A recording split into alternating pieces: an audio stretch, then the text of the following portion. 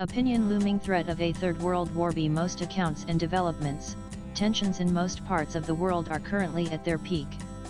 Conflicts in Europe, the Middle East and Asia show grave signs of escalating, suggesting the possibility of a Third World War taking place in the not-too-distant future. No real guesswork is required to identify the leaders responsible for these simmering and sudden conflagrations.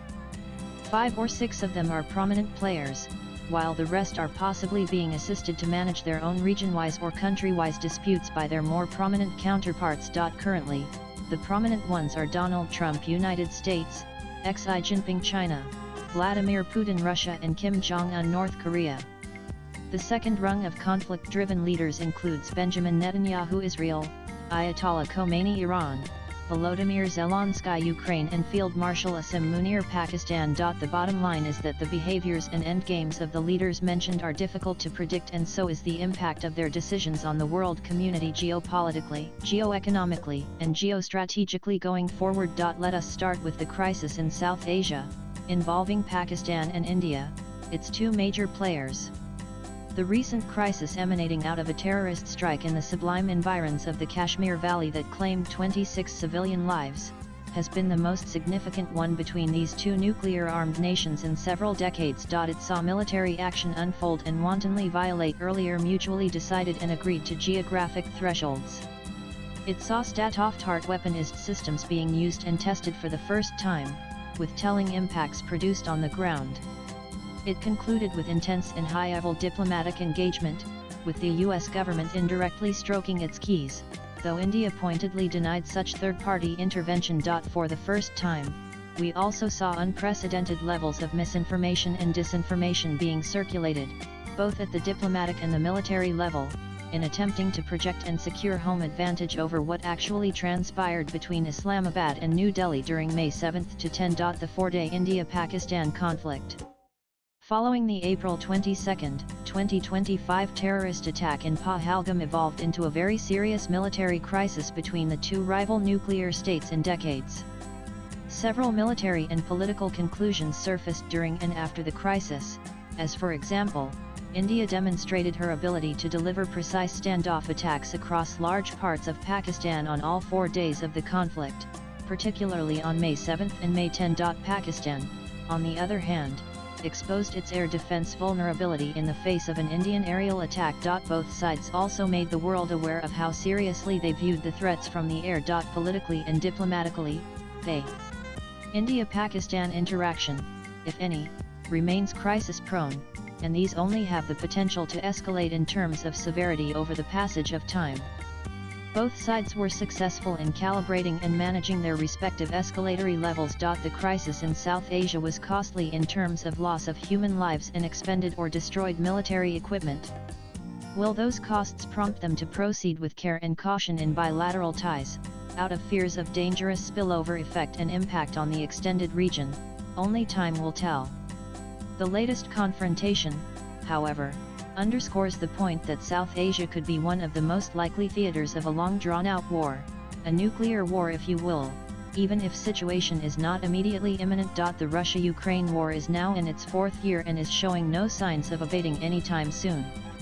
The attempts by the Donald Trump-led administration to broker talks and peace between the two warring parties don't seem to have taken off, and is being viewed more as an attempt to sideline Europe politically, militarily, and economically, while keeping the conflict in an on-again, off-again mode to secure potential transactional advantages on all 3 fronts. President Trump's attempts to end the war have been in vain thus far, and Washington now appears to sending signals that it may withdraw from the Russia-Ukraine negotiations if there isn't a visible turnaround. China, on the other hand, hypothetically speaking, might use a potential US exit to get involved in Ukraine in one way or another, which could pose a geopolitical, geoeconomic and geostrategic challenge to both Europe and the US going forward.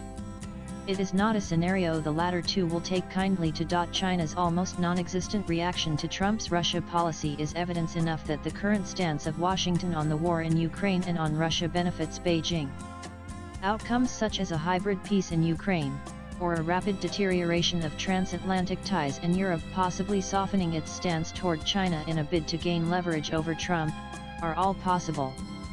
The US would like to contain China's expansionist designs through initiatives such as the Belt Road Initiative BRI and the China-Pakistan Economic Corridor, etc., reviving the Istanbul peace process and facilitating renewed engagement by key international players is the need of the hour. Yet major questions persist, such as can Ukraine's audacious strikes on Russia shift the war's trajectory? How long can Ukraine sustain and endure the prolonged conflict, or can the main actors in the ongoing war, Ukraine, Russia, US, NATO and the European Union, overcome current trust deficits to forge a durable peace, or will they facilitate a conflict or conflicts that escalate and cause more irreparable damage? Then there is the China-Taiwan standoff, which has the potential of escalating into a full-blown war. North Korea's decision to carry out multiple nuclear and ballistic missile tests has raised global concerns about its ability to strike targets far beyond the Korean peninsula at a time of its choosing. Current regional instability has heightened North Korea's tensions with South Korea and Japan, both major US allies in the region, and led to the increased military presence of the US and its allies. The international community has responded with sanctions and diplomatic efforts to curb North Korea, but these efforts have faced challenges, including China's reluctance to enforce sanctions on North Korea.